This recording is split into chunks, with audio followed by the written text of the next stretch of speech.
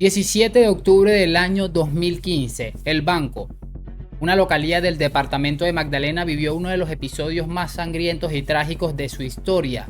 Hoy conoceremos la historia de Valerie Peña, quien con tan solo 15 años le arrancaron sus metas, su vida y absolutamente todo lo que podía aspirar la chica de la peor manera. Pero hoy, 8 años después, hay una incógnita sin resolver que vamos a estudiar en este video. Te voy a contar absolutamente todo porque, como les acabo de decir, después de 8 años y pese a que los responsables están pagando por lo que le hicieron a la joven Valerie, hay algo que quedó allí y que es algo que está denunciando su madre y que me parece gravísimo. Te aseguro que esta historia, como otras que te he contado, te va a dejar con los pelos de punta, nos hará reflexionar sobre el mundo que le estamos dejando a nuestros hijos.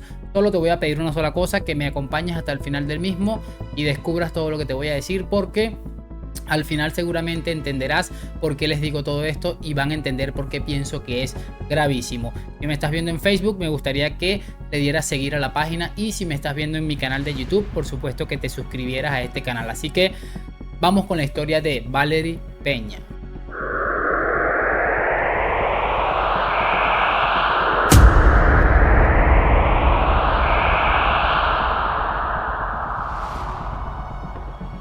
Valerie era una pequeña que, como todo jovencito, tenía muchas metas y muchas cosas que quería cumplir, algunos sueños por alcanzar. Quería ser ingeniera, quería estudiar, estaba en el colegio y todas estas cosas no se le fueron permitidas a causa de dos sujetos quienes de la peor manera le hicieron un daño absolutamente irreparable, no solamente para su vida sino para la de sus familiares. Lo único positivo que podemos sacar de este caso es que la misma chica pudo identificar a las personas que cometieron este acto y denunciarlo días antes de su deceso. Vamos a hablar específicamente de todo esto porque el testimonio de la propia víctima ha sido totalmente clave para esclarecer un poco lo que habría sido esta investigación. Esto ocurre el 17 de octubre del año 2015, como les había mencionado hace un momento, cuando Valerie sale del colegio, se dirige donde una compañera a reunirse con algunos de sus compañeros de clases, y pues particularmente habría comentado a su madre algo como que se iba a quedar en ese lugar debido a que ella estaba en Belén, vivía en Belén, que es un corregimiento que está aproximadamente a 20 minutos del Banco donde sucedieron las cosas y donde también la chica estudiaba. Al cabo de unas horas y ante la negativa de su madre de decir que no daba el permiso para que se quedara en ese lugar, Valerie decide coger su motocicleta y emprender camino al corregimiento de Belén, como les acabo de decir hace un momentico, que estaba a 20 minutos de esta zona en donde estudiaba y en donde más se encontraba. Una de las cosas que tiene esto es que, según lo que he estado investigando, es el camino que conduce desde el Banco hasta Belén. Es un camino un poco habitado, hay una zona rural, las calles son destapadas, como se conoce coloquialmente como destapadas, para que me entiendan mejor, las calles que no están asfaltadas. Y bueno, ella emprende su camino en su motocicleta. Ella emprende su camino con total normalidad, como lo hacía prácticamente todos los días de su vida, hasta llegar a su residencia. No se había percatado de que dos sujetos la perseguían a bordo de una motocicleta, y como se comprobó después en la investigación, en un punto específico los sujetos alcanzaron la motocicleta de Valerie, la tumbaron de una patada con todo y moto y empezaron a forcejear con ella. Después de un par de minutos de forcejeo, ella tratando de pedir auxilio, lograron neutralizar a la chica, porque obviamente dos hombres contra una jovencita que tampoco era muy corpulenta, era una joven bastante delgada, lograron meterla hacia uno de los matorrales que estaba al lado de la vía por la que transitaba la joven. Con la chica totalmente neutralizada y en el punto donde ellos querían, que se supone que era un lugar donde, si por allí por la carretera por donde se transitaba pasaban muy pocas personas, o cada cierto tiempo realmente pasaban personas, en ese lugar muy pocas personas iban a darse cuenta si pasaba alguien por ahí realmente, porque había una distancia de aproximadamente 200 metros desde el lugar de los hechos hasta donde fue tumbada de su motocicleta. Como les digo, una vez que la tenían totalmente neutralizada, deciden cometer el abuso sexual en contra de Valerie. Valerie, sin poder hacer mucho realmente, prácticamente se quedó quieta en muchos aspectos. Pero ¿qué sucede? Sucede algo muy importante, y creo que esto lo vamos a hablar seguramente al final del video. En una de estas situaciones, uno de los hombres que estaba haciendo este crimen se da cuenta de que Valerie logra reconocerlo.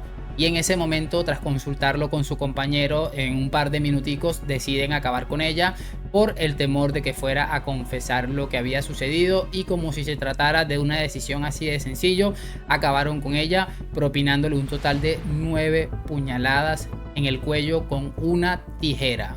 La chica inteligentemente se hace la muerta.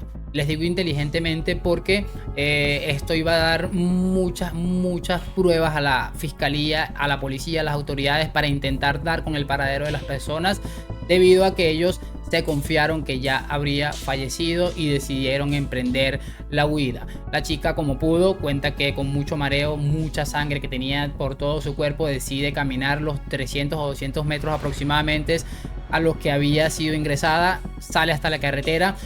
Curiosamente o milagrosamente viene pasando un señor que también era profesor de Valerie. Ella le pide ayuda, él no la reconoce, le dice pero ¿qué te pasó? Ella trata de explicarle, hasta que le dice: profe, soy Valerie, por favor ayúdeme, que me acaban de violar y apuñalar. Finalmente fue enviada a una de las clínicas en el banco, donde la atendió un doctor, quien fue la persona encargada de ayudarle en muchos aspectos, porque no solamente llamó a un oficial para que le tomara la declaración.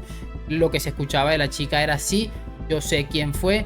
Y realmente es un testimonio bastante clave. El doctor se dio cuenta de que Valerie necesitaba una cirugía porque estaba presentando graves complicaciones debido a sus heridas, pese a que aún estaba consciente, y deciden trasladarla hasta una clínica en Santa Marta.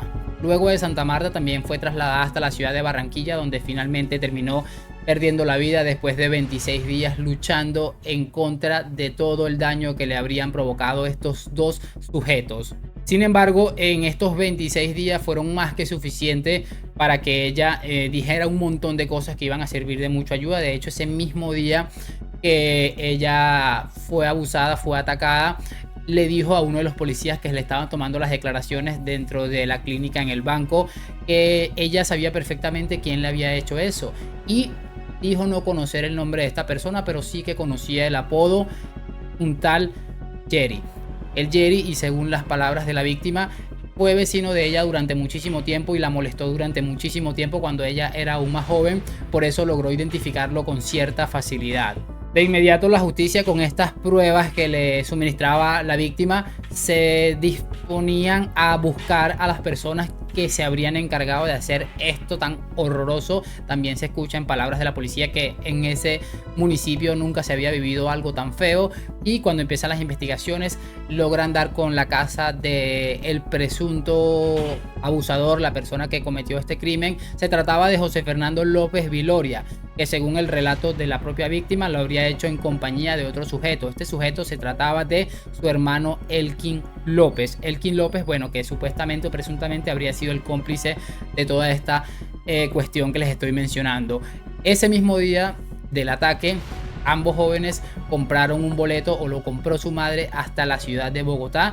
La madre estuvo todo el tiempo entorpeciendo las investigaciones, tratando de decir que ella confiaba en la inocencia de su hijo y que pensaba que este viaje se trataba de otras circunstancias, como por ejemplo tratar de alejar a su hermano Elkin, que era menor de edad y que realmente estaba saliendo con una mujer bastante mayor que él, y era algo que a la familia no le gustaba. Eso es lo que le dijeron ellos, por lo cual, según la madre accedió a colaborarles. Y ya no solo era el principal sospechoso de esto, porque la declaración de la víctima era absolutamente clave, sino que se habrían encontrado muestras de ADN de José Fernando dentro del cuerpo de la chica. Eso fue una prueba que le hicieron el mismo día del ataque. Por eso las autoridades procedieron a dar con la captura. Se emitió una orden de captura para ambos jóvenes y por supuesto se empezó a hacer una investigación. Empezaron a tratar de localizarlo, porque recordarán que se habían fugado con destino a la ciudad de Bogotá. Tan solo unas semanas después de todo lo sucedido, Elkin López, el hermano del presunto agresor o el principal autor de todo este crimen, decide regresar al banco en compañía de su pareja. Él también decide contarle absolutamente todo lo que sucedió y su pareja, sin dudarlo ni un minuto, se acerca hasta las autoridades, le denuncia y estos mismos van hasta la casa de la joven, de la señora, y proceden a la captura de Elkin López. Mientras que su hermano seguía totalmente desaparecido, pero la policía está cada vez cerrando más el cerco por algunas declaraciones de algunas personas. Estuvieron siguiéndole la pista durante varios meses. Pero este hombre inteligentemente siempre lograba escabullirse de las autoridades, al punto de que pasó casi un año desde el ataque hasta el momento de su captura, que fue el 28 de septiembre del año 2016. En cuanto a los procesos judiciales y las condenas de estos señores, Elkin López, que según las autoridades tenía un papel un poco secundario en todo esto, habría sido condenado a 8 años de prisión, debido a que Elkin tenía 17 años en el momento de que hizo este crimen tan espantoso. Estaba a tan solo unos días de cumplir los 18 y por ende la ley en Colombia le obligaba a ser juzgado como un menor de edad, debido a que sus acciones las hizo siendo menor de edad, algo que me parece a mí realmente absurdo, porque creo que un hombre con 17 años ya sabe muy bien lo que está haciendo, sabe lo que es el bien y lo que es el mal, y creo que este tipo de situaciones no las entiendo del todo, pero bueno, no nos vamos a centrar específicamente en eso. Mientras que su hermano José Fernando recibió una condena de 55 años, casi lo máximo que puede recibir una persona en cuanto a condenas, que el máximo, si no estoy equivocado, en Colombia son 60 años. Recibió esa condena debido a que estuvo negando todo el tiempo su participación. De hecho, hay una entrevista que está acá en YouTube donde la pueden ver, donde lo pueden escuchar a él diciendo que él es totalmente inocente, y cuando la periodista le cuestionaba de por qué habría huido si era inocente, él decía que era por su integridad física, debido a que a día de hoy, en el año 2018 creo que sale esa entrevista, todavía seguía recibiendo amenazas de muerte. Pero todo esto no termina aquí, como les decía al principio, de que bueno, ya agarraron a los agresores, no va a ser que vuelva la chica, pero seguramente siente algo de alivio de la familia, porque según la madre, en estos 20 y pico de días que la joven estuvo luchando por su vida, dijo algo que fue muy llamativo. Fue muy llamativo porque, según ella, habría escuchado a los dos jóvenes decir claramente: bueno, en paz descanse, ya el trabajo está hecho, por este trabajo nos pagaron 500.000 pesos. Algo que a día de hoy evidentemente no está nada esclarecido, porque más nadie ha sido cuestionado o condenado o investigado por esta situación, porque según las autoridades esto fue totalmente desestimado, no entiendo por qué. Y una de las cosas que hay, como les digo, no está esclarecido, pero la madre tiene una hipótesis. Semanas antes del suceso, Valerie habría tenido ciertos altercados con una compañera de clases por la desaparición de un celular que pertenece a la hoy occisa Valerie Peña. Este celular presuntamente habría sido extraído desde su mochila en un momento que estaban ahí, ella estaba como yendo al baño o algo así, y según Valerie y algunas cámaras de seguridad se pudo dar fe de que la persona que habría hecho todo esto correspondía al nombre de una chica, una jovencita llamada María Camila, compañera de clases de la misma. Fueron semanas de muchísima tensión entre las dos jóvenes, muchísimas discusiones, lo que llaman tiradera de pullas, de puntas, y realmente estuvo bastante tensa esta relación, que según algunos compañeros nunca fue del todo buena. De hecho, tuvo que intervenir la institución, se citaron a los padres de ambas chicas para tratar de resolver esto, y sobre todo tratar de resolver el tema del celular. La madre dice que el padre de María Camila se habría comprometido al 100% en pagar el costo total de lo que era el celular, habría dado una primera parte o una mitad de lo que era el costo total, y más nunca supieron de esto. Parece que pensaban dejarlo así, solamente pagar la mitad de lo que habría costado el celular. Pero el detonante, según lo que cuenta la madre de Valerie, es que un día antes de ser atacada, esta joven le dijo a María Camila: dile a tu papá que ya no quiero el celular de color X, color rojo, que ahora lo quiero de color dorado. Algo que aparentemente habría caído muy mal a María Camila, habría enfurecido a la joven, y por ende, según su madre, intentó llevar a cabo este plan macabro, que yo más o menos puedo sacar una teoría también en breve. Como ya les decía, los mismos compañeros de estas jóvenes decían que había una tensa relación desde hace mucho antes del celular, pero que lo que pasó con el celular fue algo que sencillamente dinamitó una relación que estuvo totalmente rota desde el inicio, y habría una especie de competitividad entre ellas que terminó seguramente de la peor manera. Por su parte, también es importante destacar que los autores materiales de este crimen, los hermanos López, residían en el mismo barrio de la chica María Camila, y uno de ellos reconoció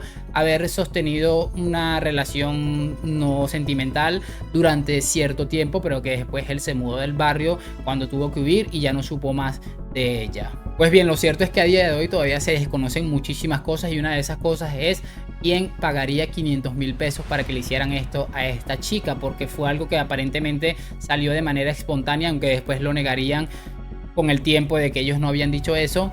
Y es realmente increíble, además de que yo siempre soy yo soy partidario de los que piensan que las madres siempre tienen esa intuición que realmente nos lleva a situaciones que son realmente verdaderas.